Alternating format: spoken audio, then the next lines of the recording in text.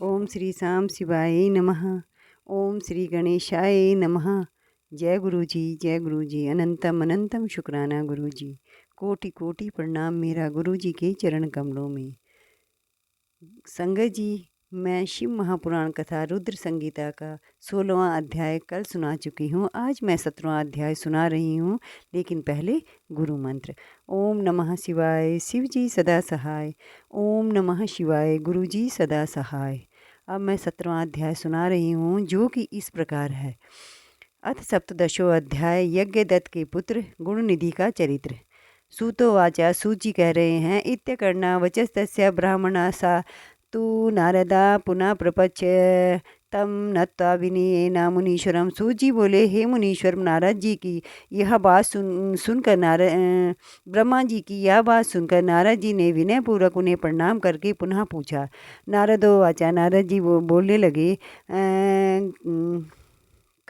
कदागतो हि कैलासं शंकरो भक्तवत्सलः क्वा सा सखी त्वं तस्या सीता कुबेरेण महात्मनां किं चकाराहारस्तत्र परिपूर्णा शिवाकृतिम् एतत् सर्वं समाचक्षं करम परम कौतूहलम मम।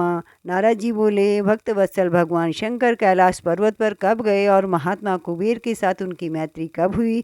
परिपूर्ण मंगल विग्रह महादेव जी ने वहाँ क्या किया?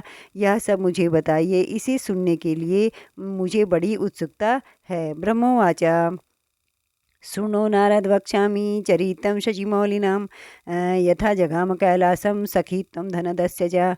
ब्रह्मा जी बोले, हे नारद, मैं चंद्रमौली भगवान शंकर की चरित्र का वर्णन करता हूँ। वे जिस प्रकार कैलाश पर्वत पर गए और कुबेर की उनके साथ मैत्री हुई, यह सब सुनिए।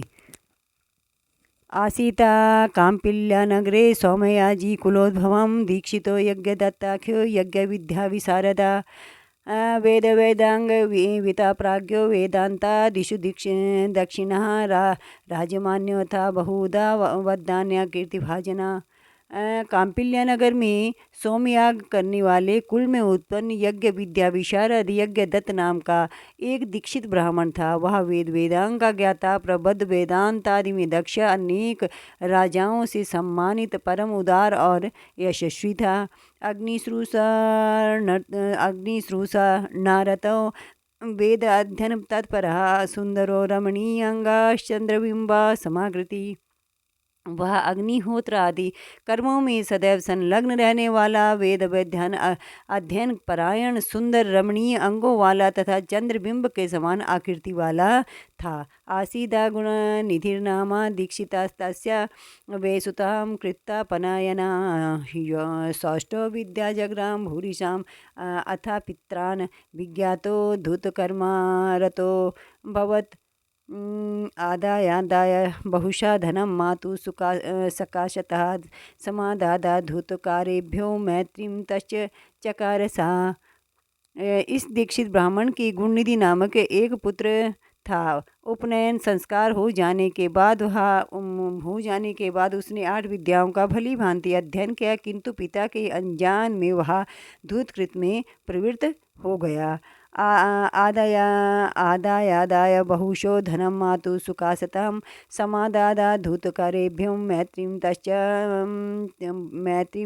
तैश्चा चकार सा। उसने अपनी माता के पास से बहुत सा धन लेकर जुआरियों को सौंप दिया और उनसे मित्रता कर ली। संत्यक्त ब्राह्मणाचारा संध्या स्नाना परांगमुखम निंदको वेदशास्त्राणां देव ब्राह्मण निंदकम स्मृत्याचार विहीनस्तु गीतवाद्य विनोद भाग नटा पाखंड भांडेस्तु बद्ध प्रेम परंपरा।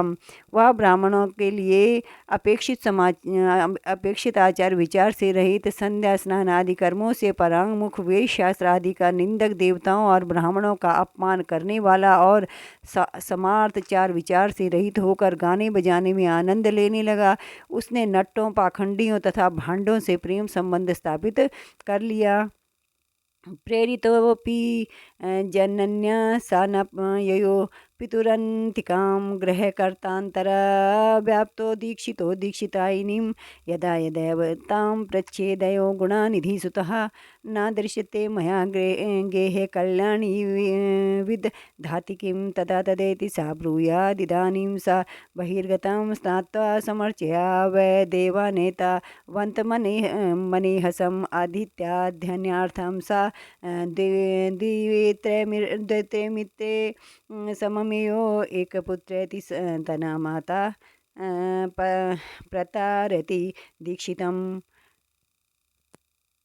माता के द्वारा प्रेरित किए जाने पर भी वह पिता के समीप कभी भी नहीं गया। घर के अन्य कर्मों में व्यस्त हुआ दीक्षित ब्राह्मण जब जब अपनी दीक्षित पत्नी से पूछता कि हे कल्याणी, घर में मुझे पुत्र गुणनिधि नहीं दिखाई पड़ रहा है, वह क्या कर रहा है, तब वह तब यही कहती कि वह इस समय स्नान करके तथा देवताओं की पूजा करके बाहर गया है। अभी तक पढ़कर वह अपने दो तीन मित्रों के साथ पढ़ने के लिए गया हुआ है। इस प्रकार इस गुणनिधि की एक पुत्रा माता सदैव दीक्षित को धोखा देती रही। न तत्करम च तत्वृत्तम किंचित देती सदीक्षिताम सर्वम के शांत कर्मास्य चक्रे वर्षेथ षोडशीम। वह दीक्षित ब्राह्मण उस पुत्र के कर्म और आचरण को कुछ भी नहीं जान पाता था। 16वें वर्ष में उसने उसके शांत कर्म आदि सब संस्कार भी कर दिए।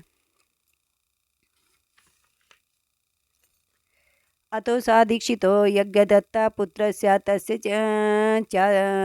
ग्रह्योक्तेन विधानेन पाणिग्रहं कारतां प्रत्यहं तस्य जननीं सुतं गुणानिधि मृदुं शास्ति स्नेहार्द्रहृदयां रिपुवैश्य समं नारदं क्रोधनस्तेऽस्ति तनया सा महात्मा पिते तल्यं यादिज्ञास्ति वे विमृतं त्वां जामां ताडिष्यतिम्